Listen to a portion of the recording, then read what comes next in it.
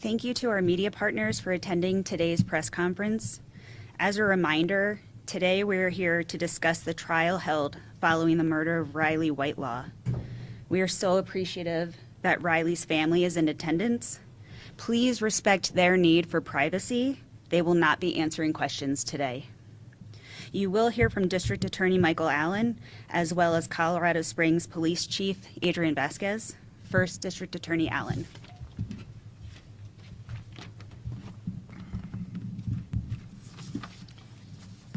We're here to talk about the light and the brightness that is Riley Whitelaw. Evil absolutely exists in this world, and it preys on the light of innocence and goodness that exists in people like Riley Whitelaw. Thankfully, there are men and women who have dedicated their lives to find truth. People like Detective Steve Alano and Detective Mike Lee and every member of CSPD that worked on this case from the moment it happened until today when justice was finally served. That group of people also absolutely includes the women and men of my office who work hand in hand with detectives to find truth. Our team included Brent Nelson, Tony Joya, Bev Rains, Joni Branstead, Becky Johnson, and many, many others. They worked hard to find the truth so that the wicked can be punished according to the law. Today, that punishment arrived with a guilty verdict and a life in prison sentence for the brutal and senseless murder of Riley. Riley's light continues to burn bright, and her loved ones, friends, and Riley's mom have dedicated themselves to guarding that flame. Riley is not forgotten, and today she received the justice that Colorado law can provide. I want to also specifically thank the men and women of Colorado Springs Police Department. Riley's mom, Courtney, specifically pointed out her victim advocate from Colorado Springs Police, who worked very closely with Courtney from the very moment that she was notified of this senseless and brutal crime.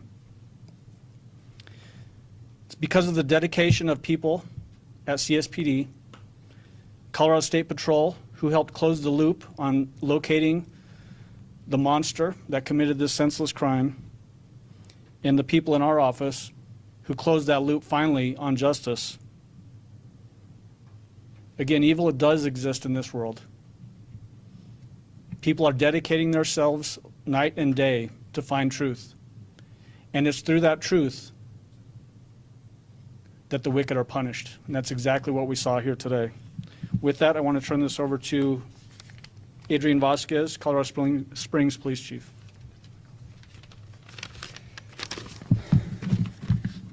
Well, thank you, Michael, and thank you all for being here. I want to echo something that Michael talked about, and that's that this was an evil person. This act of evil occurred on June 11th of 2022 against an innocent member of our community, Riley Whitelaw, who was horrifically murdered. And her promising future was taken from her, and she was taken from us as a community, and most importantly from her family to my right here.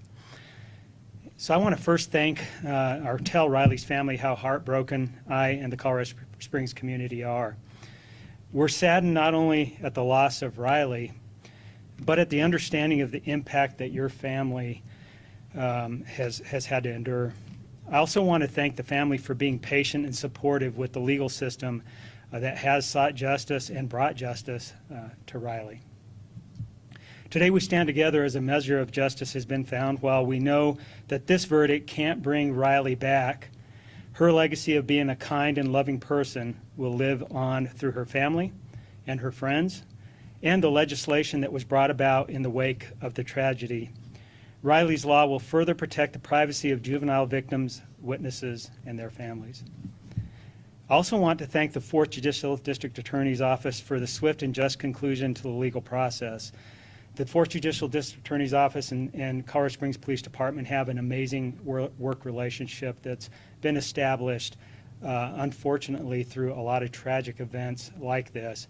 But us working together truly does bring justice in a manner that we saw today. I also want to thank my officers, my detectives, our victim advocates, and so many other employees with the Colorado Springs Police Department that truly have a passion and desire to support the victims in our community, like Riley's family. Thank you to our law enforcement partners, investigators, for their professional responsiveness to this case, for bringing it to an end. And thank you to all of the victim advocates, especially those that supported the family directly. I'm thankful that Riley's Law will allow us further protection for other victims, witnesses, and their families statewide. Riley's life, which was cut short by the evil actions of one individual, will have a lasting impact on many. Her legacy will be the protection this law will provide to others and the dignity it gives to victims, witnesses, and families. Thank you.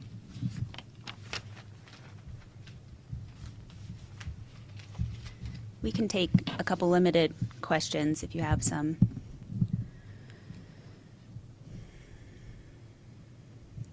Nobody? We've heard about scholarship funds and different things in Riley's memory. Can you share at all any of the next steps and those things if you know about them?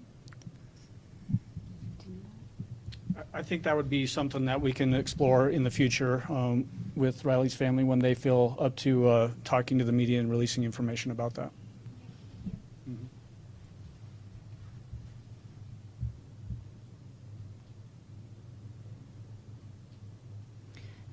It did sound like there was a question about the sunflowers in this vase here. And so I think what Riley's family wants to share with you about that is that Riley was a very vibrant soul.